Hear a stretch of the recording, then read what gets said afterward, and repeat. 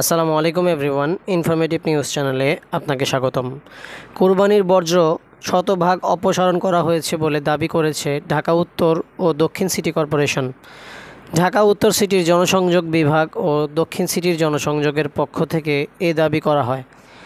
17 June সোমবার দিবাগত রাত 12:15টায় ডিএনসিসির 75টি ওয়ার্ড থেকে কুরবানির পশুর শতভাগ বর্জ্য অপসারণ করা হয়েছে বলে দক্ষিণ সিটি কর্পোরেশনের জনসংযোগ বিভাগ থেকে জানানো হয়েছে।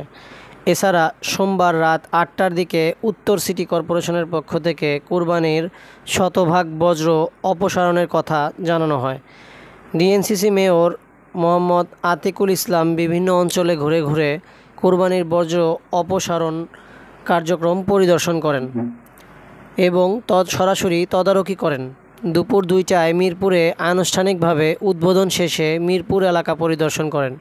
পরে তিনি কালশী, বনানী, গুলশান, হাতিরঝিল, মধুবাগ, মগবাজার, রামপুরা, মালিবাগ, খিলগাঁও, বাড্ডা, বারিধারা, প্রগতি সারণীসহ উত্তরা এলাকার বর্জ্য ব্যবস্থাপনা কার্যক্রম রাত 8টা পর্যন্ত সশরীরে পরিদর্শন করেন।